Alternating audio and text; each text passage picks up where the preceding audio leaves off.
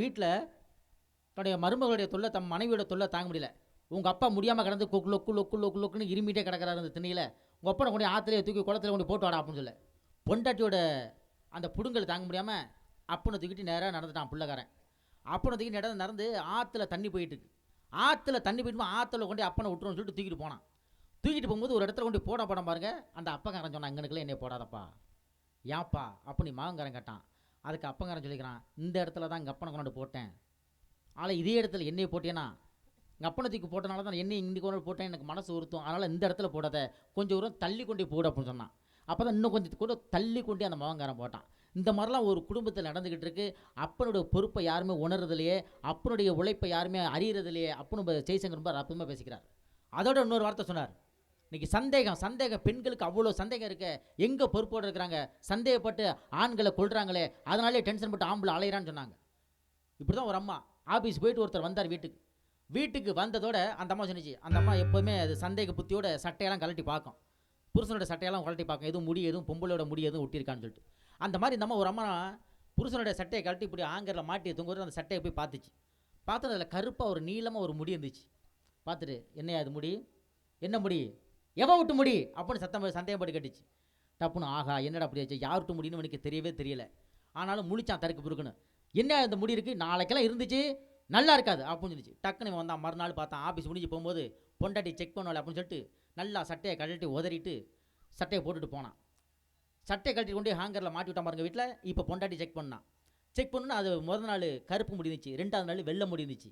அந்த வெள்ளை முடி எடுத்துகிட்டு பொண்டாட்டி சொன்னான், ஒரு கிளவியை கூட நீ விட்டு வைக்கல நீ அப்படின்னு சொல்லி கேட்டா பொண்டாட்டிக்காரி. இது என்னடா பெரிய கந்தரவு கோலமாக இருக்குது அப்படின்னு சொல்லிட்டு மறுபடியும் 3ஆம் நாள் ஆஃபீஸ் போயிட்டு 3ஆம் நாள் சட்டையை கொண்டு கழட்டி நல்லா சட்டையை உச்சந்திர சட்டையை கழட்டி நல்லா உதறி விட்டு, இனிமேலுக்கு எந்த முடி இருந்தால் தானே அப்படின்னு சொல்லி உதறிட்டு ஹேங்கரில் கொண்டு மாட்டினான். இப்போவும் பொண்டாட்டி வந்து அந்த சட்டையை எடுத்து செக் பண்ணான், எந்த முடியுமே இல்லை. பொண்டாட்டிக்காரி பேசாமல் இருக்க வேண்டியதானே. அப்பவும் வந்து புருஷன்கிட்ட கேட்டா, இன்னைக்கு ஒரு மொட்டத்தில் சிரிக்க கூட விட்டு வைக்கல நீ அப்படின்னு சொல்லி பொண்டாட்டிக்காரி கேட்டா. இப்போவும் என்னடா பண்ணுறது அப்படின்னு சொல்லிட்டு போய் தற்கொலை பண்ணாமல் கடலில் விழுந்து செத்து மறந்தாங்க. கடலில் விழுந்து செத்து மறந்தான். அங்கேருந்து பொம்பளைலாம் வந்து உன் புருஷன் கடலில் செத்து மிதக்கிறாண்டி அப்படின்னு சொன்னாருக்கா. இவன் இங்கேருந்து ஓடி போய் புருஷனை பார்த்துருக்கா. பார்த்துட்டு பேசாமல் அழுவாமல் நின்று எட்டி பார்த்துருக்காங்க. போனால் கிடந்து எதிர்த்தப்பில் வந்துகிட்டு இருக்கு. ஆனால் அங்கிட்டு எட்டி பார்த்துருக்கா. என்னடி உன் புருஷன் தான் இந்த மிதக்கிறானே, மறுபடியும் அங்கே எங்கே என்னடி பார்க்குறா அப்படின்னு கேட்டதுக்கு அவ சொல்லியிருக்கா, வேற எந்த செரிக்கையாச்சும் மிதப்பறாளான்னு பார்க்குறேன், கூட விழுந்து செத்தாலும் செத்துருப்பாப்புன்னு அந்த சந்தேக புத்தி எங்கேயுமே விடுறது இல்லையே அப்படின்னு ஜெய்சங்கர் அற்புதமாக பேசிக்கிறாரு. அவருக்காக ஜோரா ஒரு முறை கைத்தட்டுங்க பார்ப்போம். ஆண்களுடைய பொறுப்பு தான் குடும்ப மகிழ்ச்சிக்கு காரணம், பெண்களுடைய பொறுப்பு தான் அப்படின்னு இன்னைக்கு பேச உங்க வராங்க. ஆண்களுடைய உழைப்பு தான் அவர் பேசிட்டு உட்காந்துருக்காரு. இப்போ நானே கொஞ்சம் டங்கு ஸ்லிப் ஆகிட்டு இந்த பாப்பா போகிறங்கிறதுனால, அதனால் உங்கள் நாளைக்கு வந்து உங்களுக்கு எக்ஸாம் இருக்குது, அவங்க போகணும். அதில் உங்கள் பெண்களுடைய பொறுப்பு தான் அப்படின்னு சித்தோடு வளர்மதி அவர்கள் பேச வருகிறார்கள். வாங்கம்மா.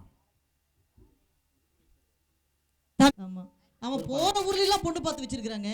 போன ஊர்லாம் பொண்ணு பார்க்குறாங்க. பட்டிமன்றம் போகிற ஊர்லாம் நீதான் அப்படின்னு சொல்லிட்டு வராங்க. நீதான் பொண்ணு. ஆனா அந்த பொண்ணு சொல்லல, ஒரு நாள் இவர் தான் மாப்பிள்ளை.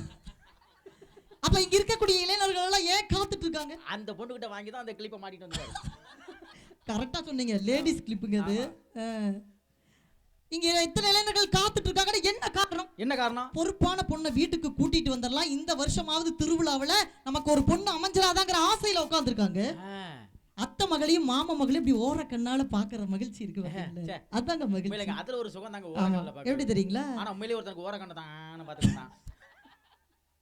ஓரக்கண்ணால என்ன ஓரங்கட்டுறா, ஜாட காட்டியே ரொம்ப வாட்டி வதங்கிறா, வான பிள்ளாட்டம் வந்து எட்டி பாக்குறா, வளைச்சு போட்டா ஒரு சூப்பர் பிகரடா, அரியா வயசுல அளவா சைஸ்ல அண்ணனட நடந்து வரா கடலு மண்ணுல, நாலு மண ரோட்டில நட ஒரு தினசுல சத்தம் போட்டு சிங்கல் தரா வெட்டி கொலுசுல, லைட்டு ஹவுஸ் வெளிச்சத்தை போல் காட்டுறாடா ஜாலம், மனசுக்குள்ள புள்ளி வச்சு போடுறாடா ஜாலம், லைட்டு ஹவுஸ் வெளிச்சத்தை போல் காட்டுறாடா ஜாலம், மனசுக்குள்ள புள்ளி வச்சு போடுறாடா ஜாலம். எவ்வளவு பேச்சு பேசுறாரு ஜெய்சங்கர் தம்பி வந்து. ஆனாலும் இன்னைக்கு மனுஷன் தங்கமான மனுஷங்க. ஜெய்சங்கர் ஒரு கை தட்டல் போடுங்களேன், தங்கமான மனுஷங்க. நானே கொடுக்குறேன். இன்னைக்கு வீட்டுல நின்னுட்டு தாங்க சாப்பிடுவார் தம்பி. இன்னைக்கு வீட்டுல நின்னுட்டு தாங்க சாப்பிடுவார் தம்பி. நின்னுக்கிட்டு தான் சாப்பிடுவாரு. ஏன் அப்படி? ஏன் தெரியுமாக்கா? பொண்டாட்டி சம்பாதியத்துல உட்காந்து சாப்பிடுறானே 4 பேர் தப்பா பேசிடக்கூடாதுங்கிற ஒரே காரணத்துக்காக. நீதான் சரியான ஆம்பளையா? இன்னைக்கு நின்னுக்கிட்டே சாப்பிடுற தங்கமான மனுஷங்க. ஆனா அந்த பட்டிமன்றம் முடிஞ்சு விடிய காலம் 3 மணியா இருந்தாலும் சரிதான், விடிய காலம் 3 மணியா இருந்தாலும் சரிதான், என் முன்னாடி எனக்காக சாப்பிடாம உட்காந்துருப்பாமா. அப்படியே நடுவர்களே? ஆமா. ஏன் தெரியுமா 3 மணியா இருந்தாலும் சாப்பிடாம உட்காந்துருக்கா? ஏன்? நான் போய் தான் சமைக்கணும். போனோன்னு சமைக்க மாட்டோமா, ஒரு அரை மணி நேரம் பாத்திரம்லாம் கழுவுவேன். யாருமே பார்க்க மாட்டாங்க. அதுக்கு ஒரு டெக்னிக்கல் இருக்கு. என் பொண்டாட்டி விட்டு நைட்டை போட்டுட்டு பாத்திரம் கழுவேன், வர்றவங்க பார்க்குறவங்களாம் ராஜநிதி பொண்டாட்டி தான் பாத்திரம் கழுதுன்னு போயிடுவான். ஏன் பெண்களும் சம்பாதிக்கிறோம்ல, வேலை செஞ்சா என்ன தப்புன்னு கேட்குறேன். ஒரு தப்பு இல்லை. இந்த வருஷம் தான் மரியாதை இருக்கு. 2 வருஷமா கொரோனா இல்லாம சும்மா தானே உட்காந்துருக்காங்க. காய்கறி என்ன இருக்கு, சும்மா தானே உட்காந்துருக்கா. அந்த மீன் ஆயி சும்மா தானே உட்காந்துருக்க. மீனாடி எப்படி குழம்புல போடு அப்படி சும்மா தானே உட்காந்துருக்கா. சும்மா தானே உட்காந்து வீட்டில் உள்ள அத்தனை வேலையும் என்ன கிட்ட வாங்கினா ஒன்றும் தப்பு இல்லை. என்ன தப்பு? ஒன்றும் தப்பு இல்லை. ஆனா என் பொண்டாட்டிக்கு தொப்பை விழுந்துருச்சு. நடுவில் வாழ்க்கையில மகிழ்ச்சினா பெண்கள் வந்ததானங்க மகிழ்ச்சி. காதல் ஜோடின்னு சொன்ன உடனே உலகத்துக்கே ஞாபகம் வருது அம்பிகாவதி அமராவதி, லைலா மஜ்னு, ரோமியோ ஜூலியட். இந்த லிஸ்ட்ல இன்னைக்கு பரபரப்பா பேசப்படுற ஹாட் அண்ட் ஸ்வீட் ஜோடி யார் தெரியுமா? யாரு? வளர்மதி ஜெயச்சந்திரன். வளர்மதி ஜெயச்சந்திரன். என்னமா அது ஜவுளி கடை விளம்பரம் மாதிரி தெரியுது? இல்லைங்க, அது நானும் எங்க வீட்டுக்காரர். உங்க வீட்டுக்காரர் பேராமா? சாரிமா. என்னை எல்லாம் காதலிக்கும் போது என் காலேஜ் வாசல்ல வந்து நின்று என்ன பார்த்து என் வீட்டுக்கார் பாட்டு பாடுவார். என்ன பாட்டுமா? என்ன பாட்டு தெரியுமா? முதல் நாள் என் காலேஜ் வாசல்ல வந்து நின்று பாடுவார். நானும் எங்க ஊர் அதிரமண்ண காலேஜ்ல நின்று நானும் காதலிச்சம்மா. காதலிச்சு அந்த பொண்ணு டீச்சர் எனக்கு தெரியாது. ஆனா டீச்சர் அந்த வரைக்கும் எனக்கு தெரியல. என் லவ் லெட்டர் கொண்டு எழுதி அந்த டீச்சர் கொண்டு கொடுத்தேன். அது வாங்கி பார்த்துட்டு திருத்திட்டு 3 தப்பு இருக்கு, நீ ஃபெயில் போட அப்படின்னு சொல்லிருச்சு. அதோட லவ் லெட்டர் கொண்டு கம்ப்யூட்டர் வச்சுட்டு வந்துட்டு நான் பாட்டு. நடுவர்களே, காலேஜ் வாசல்ல முதல் நாள்ல வந்து என்ன பார்த்து பாட்டு பாடினார். ஒரு பெண்ணை பார்த்து நிலவை பார்த்தேன், நிலவில் குளிரில்லை. அவள் கண்ணை பார்த்து மலரை பார்த்தேன், மலரில் ஒளி இல்லை. அவள் இல்லாமல் நான் இல்லை, நான் இல்லாமல் அவள் இல்லை.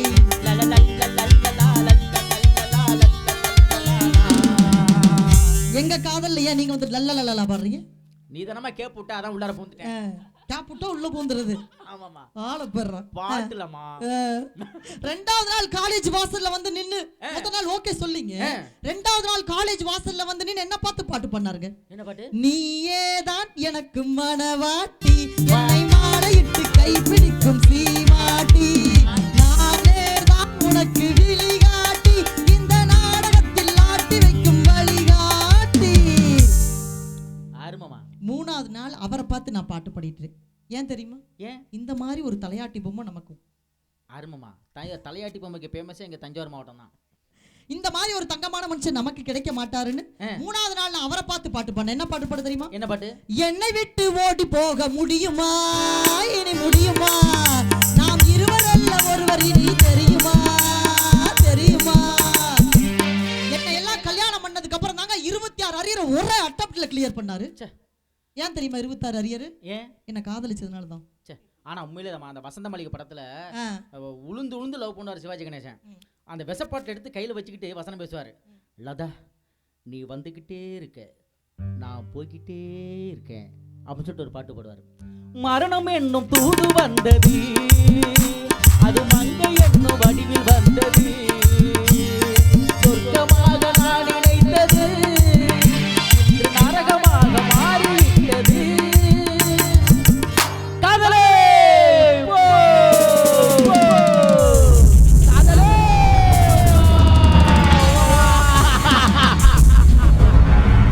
மலரை தானே நான் பறித்தது, கை முள்ளி மீறி எழுந்தது, உறவை தானே நான் அழைத்தது, இது வந்து ஏன் அழைத்தது.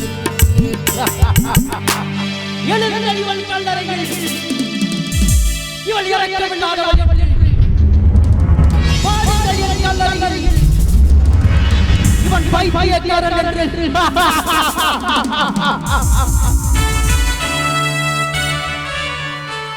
பெண்கள் தீட்டும் காதல் என்பது அது கண்ணீரை வரவல்ல என்பது, பெண்கள் தாட்டும் மணி என்பது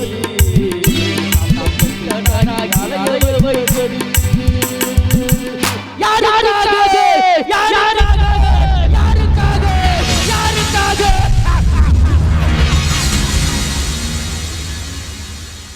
ரொம்ப இருமாதீங்க, கொரோனா வந்துருச்சுன்னு கொண்டு போய் சேர்த்திட போறாங்க ஆஸ்பத்திரிக்கு. தண்ணி எனக்கு கொடுத்துட்டு அந்த பாப்பா வாங்கி குடிக்குது பாருமா. ஏன் இதான் பொம்பளை பிள்ளைய நம்ப கூடாதுங்கிறது.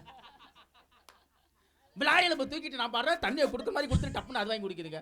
என்னன்னு கேட்டால் யார் வச்சும் பண்ணுவோம், அதுக்கு படப்படப்பா வருமா பாருங்க. உடனே செக் பண்ணுமா, லோ சுகர் அந்த போது. இப்படியாங்க பாடுறது? வாழ்க்கையில் எப்படிங்க மகிழ்ச்சி வரும்? ஏமா சிவாஜி கணேசன் அப்படிதான் பாடுவார், அவர் தத்துரமா பாடுவார். அவரோ தத்துரமா பாடினாரு. சரி, நீங்க எப்ப பாடுனீங்க? பாட்டு வந்துச்சு, அப்புறம் வீட்ல அடிக்காம என்ன பண்ணுவாங்க? Situation song. ஆமா. ஆனா எங்க வீட்டுக்காரல என்ன பார்த்து எப்படி பாட்டு பாடுறாரு தெரியுங்களா? எப்படி? தன்னந்தனி சிறுக்க தத்தளிச்சு தான் இருக்க உன்னப்பில் நான் பறிச்ச தாமரையே உணவனத்தினிலே பெட குயில் கூவையில உன்னுடைய வேதனைய நான் அறிஞ்சேன். உங்களத்தில் மாலையிட உன்னிரண்டு தோளத்தொட எனதவோ செஞ்சேனோ என் மாமா. வனக்கிளி கையத்தொட சின்ன சின்ன கோலமிட உள்ள மட்டும் வலியே மானே, உள்ள மட்டும் வலியே மானே. இஜீடு பழகி மஞ்சத்தவ பழகி கலச்சிரி பழகி மறக்க மனப்பூடு இல்லையே.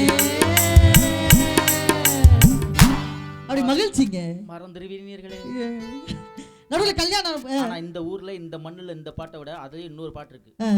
போற்றி பாரடி பெண்ணே தேவர் காலடி மண்ணே தெற்கு தசையாண்ட தேவர் மகன் நாஹோய் முக்குலத்தை ஆண்ட தேவர் குலங்காஹோய் போற்றி பாரடி பெண்ணே தேவர் காலடி மண்ணே. அப்படி பாடம். நடுவர் அவர்களே, வாழ்க்கையில மகிழ்ச்சினா மனைவி வந்தாதாங்க. ஆமாங்க. எனக்கு கல்யாணம் ஆகி 16 வருஷம் ஆகுது. 16 வருஷம் ஆகுது. பார்த்தா அப்படி தெரியலையேம்மா. பார்க்க தெரியும். பார்க்க தெரியுமா? ஆமா, கல்யாணம் ஆகி 16 வருஷம் ஆகுது நடுவர்களே. இன்னைக்கும் எங்க வீட்டுக்காரர் காலை தொட்டு கும்பிட்டு தான். காலை தொட்டு கும்பிட்டு தான். சத்தியமாக்கா அங்கெல்லாம் பாருங்க எப்படி ஆச்சரியமா பார்க்கறாங்க. ஒரு நாள் நம்ம இது மாதிரி பண்ணதுலயே இவ என்ன இப்படி வந்து போய் சொல்றாளே அப்படின்னு. இன்னைக்கும் எங்க வீட்டுக்காரர் காலை தொட்டு கும்பிட்டு தாங்க அடுத்த வேலை பார்ப்பேன். அப்படியா? ஏன் தெரியுமா? ஏன் தெரியுமாக்கா? ஏமா? அவர் காலுக்கடியில தான் நகைப்பெட்டி பணப்பெட்டி எல்லாத்தையும் வச்சிருக்கு.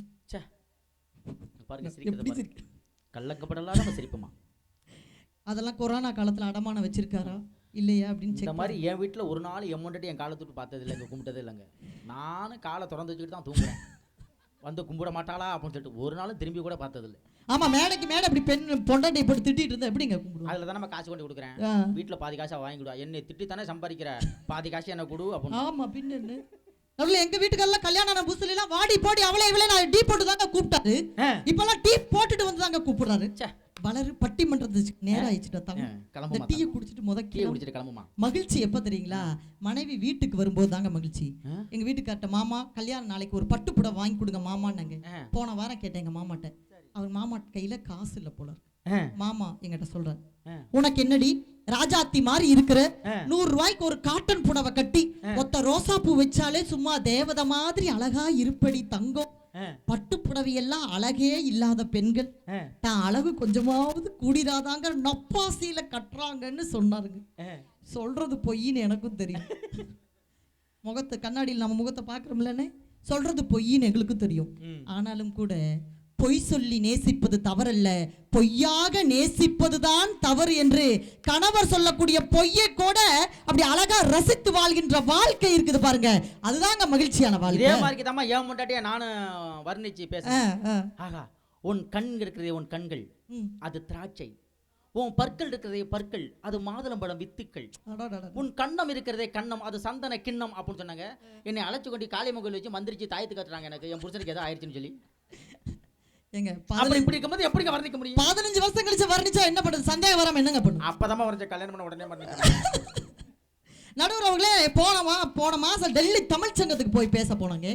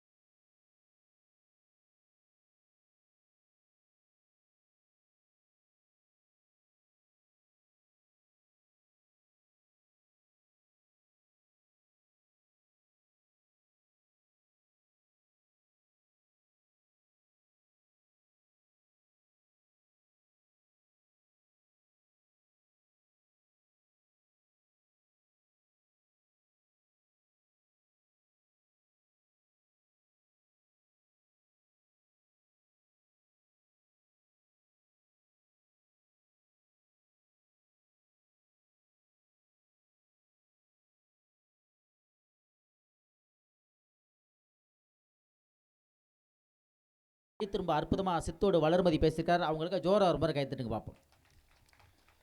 அதான் அந்த தாயினுடைய மனசு, தாயினுடைய அந்த பொறுப்பு வேற எந்த யாருக்குமே வராது.